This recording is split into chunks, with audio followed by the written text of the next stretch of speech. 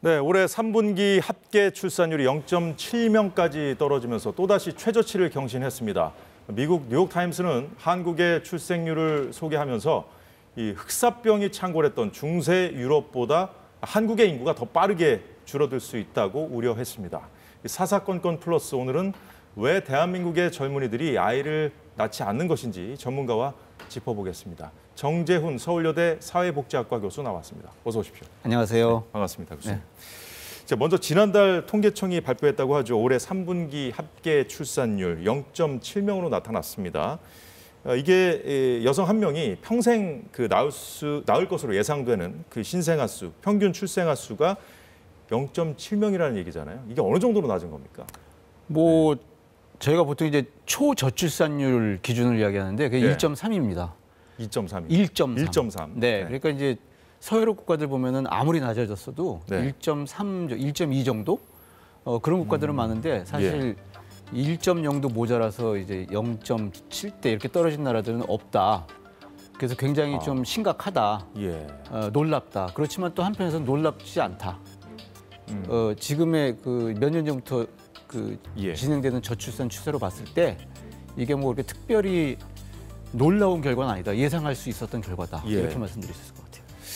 일단 우리나라의 출생률이 세계 일단 최저 수준인 거잖아요, 그죠? 그렇죠. 그럼 감소 속도도 빠르다면서요. 이것도 좀 심각한 문제 아니겠습니까? 그러니까 2015년, 16년 이후에 아주 급격히 떨어지는 이제 그 동안의 감소 속도도 이제 빨랐지만 2015년, 16년 이후에 아주 급격히 15년, 떨어지는 그런 이제 굉장히 좀 숫자로만 따지면 좀 심각한 문제다. 뭐 이렇게는 말씀드릴 수 있죠. 자, 한국은행이 최근에 저출생 문제 이 원인을 분석한 보고서를 발간했다고 하는데 이 보고서를 좀 저희도 살펴봤더니 먼저 결혼하지 않는 여성이 크게 늘었다고요. 이것도 사실은 놀라운 결과는 아닌데요. 사회조사 결과를 보면은 미혼 여성 10명 중에 결혼 의사를 밝힌 여성 비율이 2명 정도예요. 2명이요? 남자는 4명이고. 그러니까 사실 그 미혼 여성이 결과적으로 특히 이제 30대 늘어나는 게 뭐 어떻게 보면 좀 예상할 수 있었던 그동안의 사회조사 결과를 보면은 그렇게 볼 수 있겠죠. 그러면 이 여성들이 당연히 뭐 아이를 낳을 생각도 없다는 뜻이겠죠. 어떻게 봐야 되는 겁니까? 그렇죠. 한국에서는 일단 결혼을 해야 아이를 낳는 게 이제 보통 정상 규범이니까 일단 이런 비혼 추세의 증가는 결국은 이제 이제 저출산에 더 이제 지속 이제 이쪽으로 연결된다 이렇게 말씀드릴 수 있겠죠. 그러니까 뭐 아이를 낳지 않는 것이 아니라 못 낳는 거다 뭐 이런 지적도 있던데 그 원인을 찾아야 되지 않겠습니까 우리가? 그럼 두 가지 키워드로 정리를 해보면 뭐 경쟁 압력, 뭐 불안 이 커서라고 하던데 이게 무슨 뜻입니까? 그러니까 결국은 이제 우리가 이제 경쟁 사회, 피로 사회 이렇게 이야기하지 않습니까? 그다음에 이제 일자리, 그다음에 뭐 주거 이런 데서 아이를 낳는 순간 내 노후는 어떻게 되지? 이런 걱정이 이제 같이 따른다든지 이런 면에서 어떤 불안 여러 가지 이야기 때문에 이제 경쟁, 압력 이런 식으로 이야기를 하는데 결론적으로 일정 정도 경쟁도 있어야 되고 이제 불안도 있어야 되는데 이게 너무 크다는 거죠. 큰 것도 큰 거고 저희가 지금까지 한국 사회가 이루는 물질적 성장, 그러니까 이제 그 소득 순위 향상이라든지 경제 성장의 결과에 비추어 봤을 때 삶의 만족도가 떨어지는. 그러다 보니까 이런 경쟁 압박도 더 느끼게 되고 이제 불안도 느끼게 되고 그래서 이제 물질적 생활 조건과 주관적 만족도 사이의 어떤 불일치 이런 것들이 지금 저출산의 가장 큰 요인 중에 하나다. 이렇게 말씀드릴 수 있겠죠. 좀 아이러니한 측면도 있는 것 같습니다. 네, 그렇죠. 물질이 좀 많아졌는데 오히려 또 만족도는 떨어졌다는 말씀. 그래서 이제 우리가 만족도가 왜 떨어졌는지 이제 그걸 봐야 되는데 그게 이제 그걸 설명하는 요인으로서 경쟁 압력이라든지 불안을 이야기하지만 그 외에도 사실 많은 것들을 이야기할 수 있는 거죠. 그렇군요. 청년들의 삶이 좀 불안하기 때문에 아무래도 아이를 낳지 못한다. 크게 뭐 고용 문제, 뭐 주거 문제, 양육에 대한 불안, 뭐 이런 정도로 좀 정리할 수 있을 것 같은데요. 먼저 이 고용 상태가 불안할수록 출생률도 떨어진다 이런 분석이 있던데. 그 이제 저희가 그런 어떤 고용이라든지 뭐 비용 이런 것들을 이제 출산의 필요 조건이라고 한다면은 이제 이런 필요 조건에서 굉장히 불안한 거죠. 그래서 이제 또 아이를 낳지 못하는 뭐 원하는 일자리를 얻지 못한다든지 뭐 학교 졸업하고 나서 굉장히 원하는 일자리를 얻기까지 시간이 굉장히 우리나라 청년들이 오래 걸리잖아요. 뭐 그런 것들도 있고 그러다 보면 이제 노후에 대한 불안감도 같이 이제 증가를 하는 거고 일자리를 늦게 얻고 또 자녀 출산도 늦어질 수 있고 이제 그래서 이제 이런 필요 조건들이 충족이 안 돼서 이제 저출산이다 뭐 이제 이렇게 얘기할 수도 있는데요. 이제 이게 필요 조건이거든요. 충분 조건이 또 있습니다. 그래서 이제 이런 이제 필요 조건과 충분 조건, 그 충분 조건이라는 게 사실 이제 삶의 만족도 이런 것들인데 이런 것들이 함께 어우러져야 이제 저출산 현상에 반등이 있지 않을까 뭐 이렇게 볼 수 있겠죠. 그리고 또 우리가 뭐 주거 불안 문제, 양육비 부담으로 출산을 포기하는 경우도 많다고요. 설문조사를 해보면 그렇게 나오는데 우리나라 특히 이제 양육비 부담이 굉장히 크죠, 사실은. 양육비라는 게 사실 또 이제 사교육비 부담이랑 연결이 되고 한국 사회의 또 이제 독특한 현상인데요. 거기다 또 이제 주거, 부동산 이런 것들이 굉장히 이제 우리가 부담이 돼서.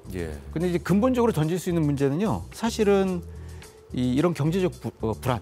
그래서 그러면은 집 있고, 그다음에 일자리 안정되면은 그럼 아이를 낳을 것이냐. 또 이제 이런 문제지기도 할 수 있어요, 사실은. 힘들게 공부해서 뭐 일자리를 어렵게 구해도 뭐 그 너무 돈이 많이 들어가잖아요. 뭐 주거비도 그렇고 양육비도 그렇고. 그러니까 이제 더 그 저출산 이렇게 출산하고 연관 검색을 해보면은 아이가 태어난 순간 이제 노후 불안을 느끼는 이제 이런 경우들이 연관 검색으로 나오는 경우가 많습니다. 그러니까는 이게 단순히 이제 일자리라든지 주거를 떠나서 뭐 교육비라든지 아니면 보편적인 사회보장제도, 의료비 보장. 그러니까 이제 소위 말하는 이제 보편적인 사회보장제도가 한국 사회가 아직 정착이 되지 않다 보니까 이제 나타나는 현상이다. 일단은 뭐 이렇게 얘기할 수 있을 것 같습니다.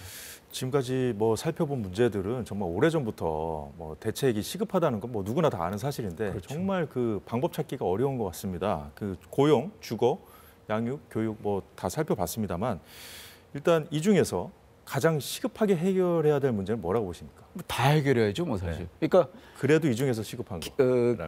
키워드를 보자면은 이제 복지 국가를 만들어야 이런 그 이제 그 출산의 이제 필요 조건 이제 이게 해결이 되는 건데 저는 굳이 따지자면은 주거가 제일 좀 우리가 이제 그 심각하게 봐야 되지 않을까. 최근에 뭐 집값이 너무 올라가지고 집값 포기하는 젊은이들도 많은 것 같습니다. 그렇죠. 그러니까 사실은 이제 뭐 공공임대주택이라든지 주거의 공공성 수준 좀 향상시키는 그런 방향으로. 근데 주거의 공공성 수준 향상이라는 게 꼭 국가가 앞장설 필요는 없거든요. 국가도 앞장서지만 뭐 민간 임대 시장을 확대한다든지 여러 가지 다양한 방법으로 좀 주거 불안을 해소하는 그런 방향으로 가야 되겠죠. 양육비라든지 이런 것들은 굉장히 많이 요즘 그 지원이 확대가 돼가지고 과거에 비해서는 사실 특별히 사교육을 원하지 않는 이상은 양육비 부담은 많이 줄어들었다 이렇게 볼 수도 있어요, 사실. 네, 실제로 우리나라 부부들이 아이를 출산하고 또 양육하는 과정에서 어떤 어려움을 겪고 있는지 잠시 영상 보고 말씀 이어가겠습니다. 저는 중소기업에 다니고 있단 말이에요. 근데 저희 같은 회사의 경우는 한 명 한 명의 역할이 되게 커요. 만약에 2년, 1년 이렇게 비우면 사실 누군가가 그 자리를 당연히 대체할 수밖에 없는 상황이거든요. 그랬을 때 돌아간다는 그 확신이 일단 없는 상황이고, 근데 이런 현실적인 상황에 답이 없으니까 안 낳는 거니까 이제 미루는 게 된 거죠, 어떻게 보면. 그러니까 제가 원하는 대로 일도 육아도 100% 다 못하는 상황이긴 합니다. 그 아이가 태어나서 오롯이 좀 크기까지는 적어도 한 10년 정도, 그중에 한 2년 정도만 저희가 회사 생활에서 봤을 때는 단축 근무를 할 수가 있는 거고, 나머지 8년은 퍼덕이는 시간들만 있게 되는 거라 근로 여건의 개선이 있었다라고 하면 나을 수도 있었을 것 같아요. 네, 현실적인 얘기들 좀 듣고 왔는데 자, 육아휴직 제도가 마련돼 있지 않습니까? 정부가 더 확대하겠다는 계획도 발표했고요. 그런데 이렇게 제도는 어느 정도 좀 갖춰져 있지만 이 사회적인 인식이랄까요? 실제 작동이 잘 되지 않는다는 그런 지적이 많습니다. 어떻게 좀 개선될 수 있다고 보십니까? 저 육아휴직 제도는 사실 굉장히 이제 어려운 문제인데 이게 정부 정책으로만 해결할 수 있는 게 아니라 사실 기업이 가족 친화 기업을 해야 저 사람을 우리가 계속 잡아서 저 전문 노동력을 중심으로 해서 우리가 지속 가능한 성장을 할 수 있다. 이제 이런 어떤 그 기업 체질 개선이라 경영 체질 개선이라든지 예. 이런 것들이 따라야 되는데요. 아직까지 우리나라는 누가 나가면 그 사람을 대체할 수 있는 그런 어떤 그 이제 인력 대체형 생산, 예. 자동화라든지 그래서 이런 어떤 그 기업 여건이랑도 연결이 되기 때문에 사실 정책으로만 해결하는 굉장히 어려운 그런 한계들이 있죠. 그럼 뭐 어떤 사회적인 인식 변화 뭐 이런 것도 좀 필요하다고 보시는 거예요? 이제 인식 변화 자체보다도 예. 이 이제 기업이 가능하면 사람을 오래 붙잡아 두면서 전문 노동력을 중심으로 이제 성장할 수 있는 그런 어떤 기업 경영 체질의 개선 이제 이런 것들이 기업 경쟁력이 전문 노동력 중심의 생산으로 바뀌는 자동화보다는 이제 그런 어떤 그 변화가 있어야 되는데 이거 굉장히 사실 좀 시간도 오래 걸리고 네. 이제 국가 정책으로만 할 수 없는 일이다. 여기에서 사실 한계가 있는 것 같습니다. 그렇군요. 네. 정부가 또 이 저출산 대책으로 외국인 가사 도우미 제도 뭐 시범 도입한다고 하잖아요. 효과가 있을까요, 이건? 없다고 봅니다. 이거는 외국인 가사 사실 저희가 가사 도우미가 없어가지고 이제 여성들이 아이를 못 낳는 것이 아니라 예. 방금 우리가 이제 장면에서 봤지만은 여성의 경력 단절이나 독박 육아. 그러니까 아까 제가 필요 조건 말씀드렸잖아요. 주거, 뭐 교육비, 일자리. 근데 이게 된다고 우리가 아이를 낳을 것이냐? 한국 사회에 우리가 그런 얘기를 지금까지 많이 해왔지만 사실 독박 육아, 경력 단절 같은 부모가 예. 함께 일하고 함께 돌보는 문화가 정착되지 않으면 사실 저출생의 문제는 반등을 보기가 어렵다.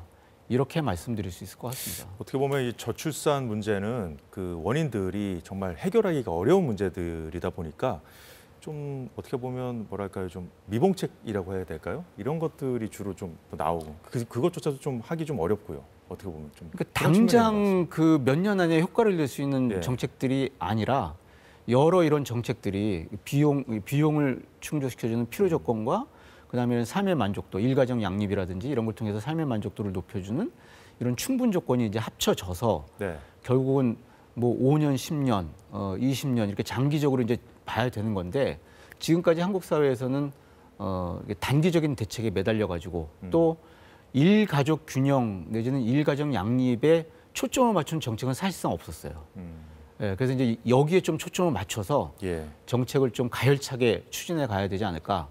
저출산 예산 우리 많이 썼다고 그러는데요. 사실 돌이켜보면 일가정 양립을 위한 투자는 한국 사회가 사실상 없었다. 뭐 이렇게 말씀드릴 수 있을 것 같습니다. 뭐 정부 출산 지원 정책 쭉 네. 나오고 있는데요. 네. 근데 이제 저것들이 이제 보면은 예. 저것들이 모여서 부모의 일가정 양립을 가능하게 해주는 거냐. 이제 이런 측면에서 이제 봐야 되겠죠. 그래서 이제 지금 부모들이 일가정 양립을 못하고 허덕허덕 힘들어하니까 네. 청년 세대들 입장에서는 결혼하고 아이 낳을 수 있는 동기를 얻을 수가 없는 거죠, 사실. 점점 더 세대가 갈수록 더 어려워지는 것 같아요. 그렇죠, 그렇죠. 네. 예, 예. 현재 우리나라가 이제 저출생으로 초고령 사회 진입 속도도 OECD 국가 중에 가장 빠른 상황이라고 하는데, 그렇죠. 자 이대로라면 사회적 비용, 부담이 늘어나면서 국가의 성장 동력, 그러니까 일할 사람, 그러니까 일할 그 인구가 줄어들면 어쨌든 활력이 좀 떨어지는 거 아니겠습니까? 이제 고령층이 늘어날수록 네. 이제 소비 활력이 떨어진다든지 뭐 이제 그런 예상들을 할 수가 있겠죠. 예. 예를 들면 지금은 우리가 취업활동 인구 100명이 40명을 먹여 살리고 있는 이제 상황이라고 한다면 네. 곧 이제 지금 20대가 노인이 되는 한 40년 뒤가 되면요 100명이 뭐 100명 내지 100명이 130명 먹여 살려야 되는 그런 상황이 되거든요. 숫자로 본다면. 그러니까 굉장히 좀 요 추세대로만 이 기준으로만 본다면 좀 어려운 상황이 될 수도 있다. 이렇게 말씀드릴 이 추세대로 가도 어려워지는데 네. 점점 더 악화되고 있지 않습니까, 지금? 네, 그러니까 이게 사실 2019년에 통계청에서 네. 뭐 고위 추계, 중위 추계, 저위 추계에서 그 출산율하고 사망률하고 뭐 이렇게 내놓은 게 있는데요. 지금은 사실 통계청이 내놨던 그 저위 추계, 그러니까 이제 출산율이 낮아지고 예. 뭐 사망률은 높아지고 이게 이제 가장 이제 소위 말해서 이제 나쁜 시나리오라고 할까요? 그걸 내놨었는데 지금은 그거보다 더 나빠지는 시나리오다. 그래서 이제 한 40년 뒤면은 한반도의 인구가 아마 한 3,300만 명? 뭐 이제 이렇게 될 것이다. 뭐 이제 이런 이야기들이 나오고 있는 거죠. 지금 뭐 북한에서도 요즘에 보면 뭐 저출산 문제가 좀 심각하다고 하는데 그래도 북한은 1점 몇 명 정도 되는 것 같더라고요. 네네네. 우리만큼 뭐 심각한 뭐 그런 상황은 아닌 것 같은데 네. 일단 그 앞서 그 얘기 나눈 그 대책들의 한계 좀 짚어봐야 될 것 같은데 이제 그 모르겠습니다. 이 이민자 정책 그동안 어떻게 보면은 좀 이 문제는 좀 거론하기 좀 어려운 거였는데 이게 너무 이제 저출산 문제가 심각해지다 보니까 그 이민자 정책 뭐 유연하게 좀 변화시켜야 되는 거 아니냐 이런 의견들도 계속 나오고 있는 것 같아요. 이런 건 어떻게 보십니까? 당연히 그래야죠. 그러니까 일부에서 얘기하는 것처럼 한반도에서 뭐 인구가 사라지고 그러지는 않을 것 같습니다.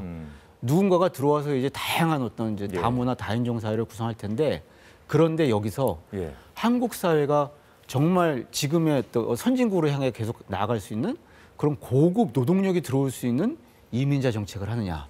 그다음에 그렇게 함께 들어온 아이들이 우리의 아이들로 될 수 있는 그런 교육 정책을 하느냐. 이제 그런 어떤 그 한 명의 노동자가 들어오지만 어떤 수준의 노동자가 들어오느냐. 예. 그 사람이랑 아이가 들어온다는 걸 전제로 했을 때, 가족이 들어온다는 걸 전제로 했을 때, 그 이제 그런 가족 정책을 우리가 어떤 식으로 할 것이냐. 여기에 따라서 한국 사회의 미래가 달려 있다. 이렇게 볼 수 있을 것 같습니다. 저출산 문제의 어떤 원인들에 대한 어떤 그 해결 방법이 있다면 네. 뭐 이민자 정책까지 우리가 뭐 생각할 필요가 없겠죠. 근데 어쨌든 말씀 듣고 보니까 이민자 정책도 좀 체계적으로 좀 장기적으로 좀 준비를 해야 되겠다는 생각이 드는군요. 네, 단순히 노동력을 수입해서 뭐 이제 노동자들이 들어오는 그런 상황이 아니라 어떤 노동자가 들어올 것이냐, 그 다음에 그 노동자와 함께 들어오는데 지금 그 노동자가 들어와서 형성하는 가족을 그 아이들을 한국 사회가 어떻게 우리의 아이들로 만들 것이냐 이런 네. 가족 정책, 그 다음에 교육 정책 이런 것들이 함께 되는 그래서 이민자 정책이 아니라 사실 이제 포괄적인 노동 정책 플러스 가족 정책, 교육 정책 이런 것들이 따라줘야 우리가 생각하는 한국 사회의 미래가 담보될 수 있지 않을까. 네. 뭐 이렇게 생각하고 알겠습니다. 잘 들었습니다. 네, 지금까지 정재훈 교수였습니다. 말씀 고맙습니다. 네, 감사합니다. 네, 오늘 사사건건은 여기까지입니다. 내일 오후 4시에 다시 찾아뵙겠습니다. 고맙습니다.